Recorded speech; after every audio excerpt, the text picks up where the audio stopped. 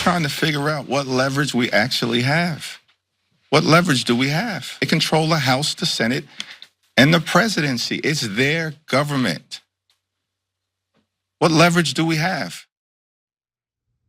While Democratic House Minority Leader Hakeem Jeffries makes clear that they don't really have a plan or strategy or intention on doing anything on behalf of their Democratic base, he sure does seem to have a lot of time to raise millions of dollars from questionable lobbying firms. In fact, we're talking about lobbying firms that work on behalf of companies like Palantir. Sorry, we both struggle with it. Palantir, I think. I think it's Palantir. Palantir, I think you're more right. My bad. Okay, and SpaceX as well, which I don't know if you guys know this, is one of Elon Musk's companies. Now here's what you need to know about it. So on January 22nd, a lobbying firm called Invariant hosted a fundraiser that featured Hakeem Jeffries, House Minority Leader or Speaker, Democratic Representatives Pete Aguilar and Suzanne Delbene. Now, the fundraiser was for the Democratic Congressional Campaign Committee, which I'm sure many of you are already familiar with. It's the DCCC. And the DCCC, for those who might not know, is responsible for, the House Democrats' campaign arm. Now, according to the Federal Commission filing that Sludge looked into, the DCCC raised over $2.5 million from Invariant in the month of January, okay? Now, Invariant represents quite a few moneyed interests. So it had almost 200 clients last year, and 2 of them happened to be Palantir, which is actually Invariant's top paying client, and SpaceX.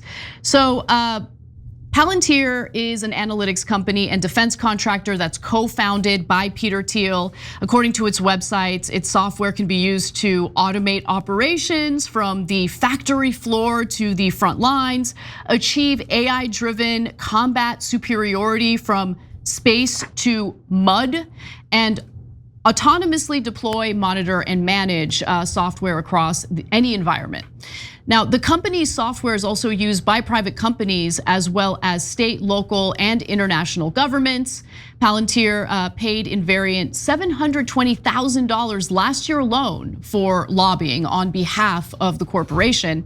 And Palantir has been considered one of the top stock picks of the Doge era, as the company's artificial intelligence powered software is well positioned to win contracts to replace functions eliminated by Doge's slashing. So lots of money-making opportunities here for private industry, and it's tied to the fact that the Trump administration, with the help of Elon Musk, who of course has conflicts of interest, is mass firing federal employees.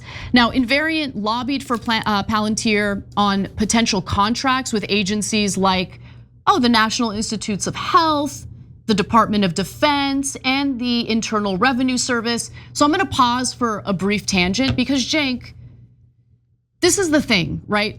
We know that money in politics leads to pork barrel spending on behalf of corporate interests, and that infects pretty much every federal government agency.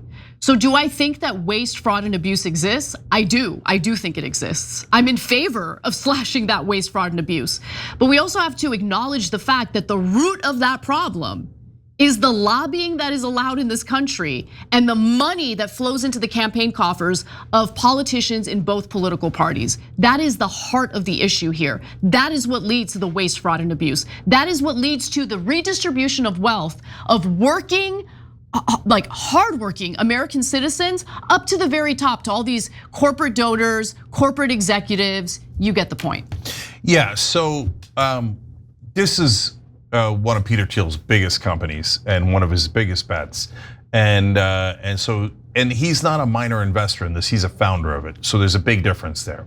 And so he's a founder in another entity called JD Vance. He totally bankrolled his Senate campaign when he started paying JD Vance through campaign contributions. By the way, JD Vance used to work for one of his investment companies as well. So he's owned him, been friends and colleagues for a long time. Then he gave him about $10 to $15 million.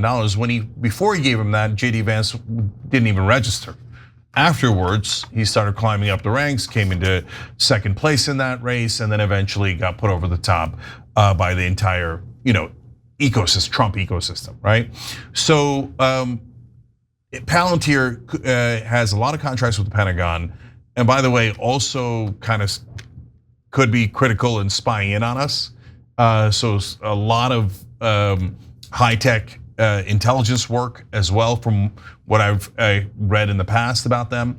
And then you've got SpaceX, and so that's obviously Elon Musk. So these are the new tech donor class, and they've decided we can buy this government. If Soros could buy it, if all the other donors in the past could buy it, the oil companies and the banks and AIPAC and all these other lobbyists can buy it, wait a minute, we're richer than them. Why can't we buy it? And to me, there was already a 5-alarm fire when I read the Hegseth plan on the Pentagon, how he was going to cut $50 billion a year. Just kidding, not cut it, but redirect it. To AI? Yeah, and so once you let's all see it with our own eyes, right? We're all gonna watch it together. Doesn't matter if you're right wing and skeptical and say, oh no, our donors are lovely. And don't worry, your donors right now are also Democratic donors. So the Uniparty's back, baby. And they've just coalesced around a new donor class. But if you don't believe it, let's see what they redirect the Pentagon spending to. My guess is there'll be a lot of Palantir in there and some SpaceX in there. And my further guess is that the Democrats won't object. Why? They just got bribed not to object. Bingo, bingo. So look, right now there is a bill in the House of Representatives, a budget bill, that rhetorically speaking, Democrats are gonna push back on. But when push comes to shove, do they really hate that budget bill? Sure, I'm sure a handful of those Democrats do hate that budget bill. But make no mistake about it, they usually don't fight back aggressively or at all when it comes to cuts to things like Medicare, Medicaid, things like that. In fact, James Carville just wrote an absolutely abhorrent piece in the New York Times today, arguing that Democrats should just allow the Republican Party to destroy Medicaid, and then the competent Democratic Party will come in and save the day once the American people see just how bad the Republicans are. Yeah, but James, you're missing something critical there. They're not competent. Well, that's also true, but even bigger part, that means Medicaid is already destroyed. So then you're coming to take advantage of that situation for the power and ego of Democratic politicians. I'm not at all interested in that. I'm interested in stopping them from destroying Medicaid.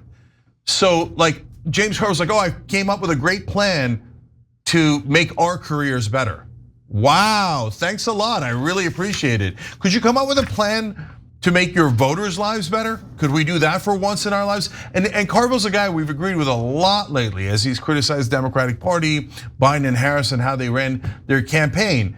But he's from the old school. And unfortunately for the last 40 years, the Democratic Party hasn't been trying to help their voters at all. I know, at all. It's time to wake up and see the Democratic Party for what it is. The glory days, the FDR, the party of FDR, those days are over, okay? And the reason why those days are over is because their campaign coffers are stuffed with the same corporate cash that Republican campaign coffers are stuffed with. So look, by the way, if you don't believe me, take a look at this, because the DCCC is totally celebrating their little haul here. They posted this on X, basically bragging about how House Democrats just crush House GOP fundraising. Photo of Hakeem Jeffries with the $9.2 million figure. And then you have a sad looking photo of Mike Johnson with a $5.9 million figure.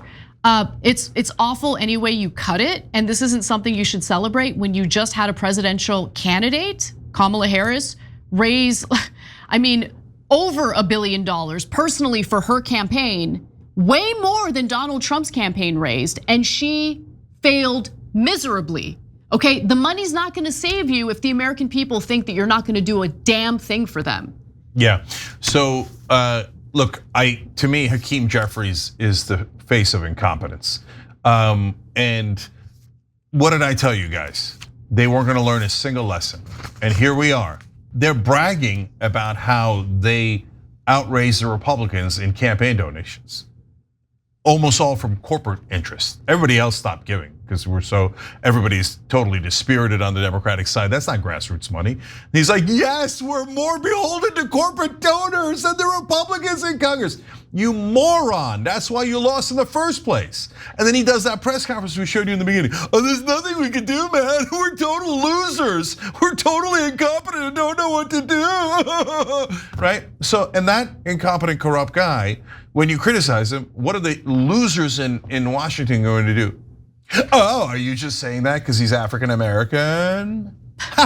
We get to do it because he's black, so we get to hide behind his identity. And then you're like, but wait, I said the same exact thing about Chuck Schumer. Right? By the way, this is not theoretical. They've already done this. They did it to Ken Klippenstein. Do it all day, every day. I don't care. Okay, you can go ahead and call us whatever you want. Incompetence is obvious here. Obvious. The corruption is obvious here. You're not gonna shut people up by trying to hide behind identity issues. It's not gonna work anymore. People are sick of it. And honestly, Democratic voters deserve way better.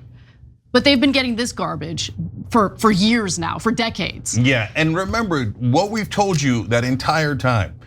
Why do they do nothing and say when they're in the majority, there's nothing we can do? And now with Hakeem Jeffries, he's literally saying when we're in the minority, there's nothing we can do. Because their donors don't want them to do anything. Palantir and SpaceX are about to take a giant load of money off the American taxpayers. You know what they want the Democrats to do?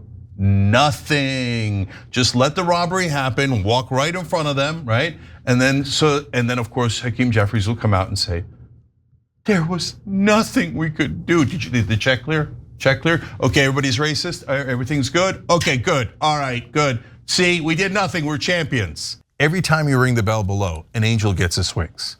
Totally not true, but it does keep you updated